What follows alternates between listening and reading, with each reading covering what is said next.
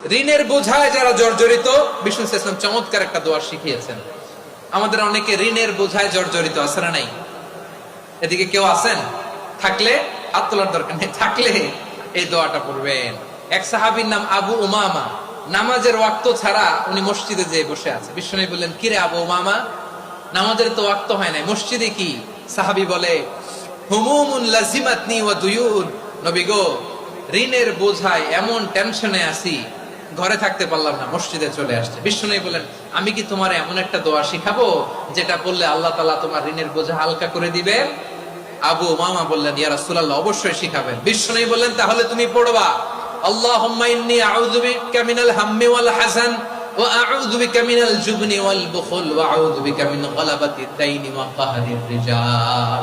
ও আল্লাহ, তোমার কাছ থেকে দুশ্চিন্তা থেকে পানাহ চাই, কৃপণতা, ভীরুতা, অলসতা, কার্পণ্যতা, এই সব কিছু থেকে, মানুষের কঠোরতা, আমার উপর মানুষের আধিপত্য এবং ঋণের বোঝা থেকে পানাহ চাই।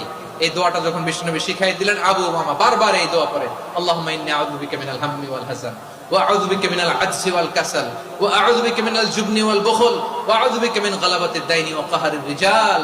আবু উমামা বলে, এই দোয়া আমি পড়তে লাগলাম। কিছুদিন পরে দেখা গেল বিষ্ণু নবীর শেখানো এই দোয়ার বদৌলতে আল্লাহ তাআলা আমার সব ঋণ পরিশোধের ব্যবস্থা করে দিয়েছেন। পড়বেন। আমার প্রিয় পটুয়াখালীর ভাইয়েরা, বিশ্বনবীর জামাতা সাইয়েদনা আলী রাদিয়াল্লাহু তাআলা আনহুর কাছে এক লোক এসে বলে, হে আলী, ঋণের বোঝায় আমি জর্জরিত, আমার কিছু অর্থ দিয়ে সাহায্য করো। সাইয়েদনা আলী রাদিয়াল্লাহু তাআলা আনহু বললেন, আমি কি তোমারে এমন একটা দোয়া শিখাবো যেটা বিশ্বনবী আমাদের শিখিয়েছেন?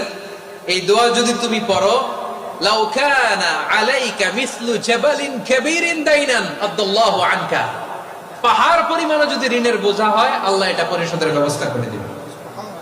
ছোট্ট একটা দোয়া বিশ্বনবী শিখালেন, বললেন, তুমি পড়বা, আল্লাহুম্মা কফিনি বিহালালিকা আন হারামিকা ওয়া আগনিনি বিফাদলিকা আম্মান সিওয়াক। মুখস্থ আছে? হ্যাঁ, আছে। আল্লাহুম্মা কফিনি বিহালালিকা আন হারামিক, আল্লাহ তোমার হালাল দিয়ে আমাকে পরিতুষ্ট করো, হারাম থেকে বাঁচিয়ে রাখো, আর তোমার অনুগ্রহে মানুষের মুখাপেক্ষী যেন আমি না হই, আমি যেন সবসময় তোমার মুখাপেক্ষী হয়, ওই তৌফিক দিও। সুবহানাল্লাহ।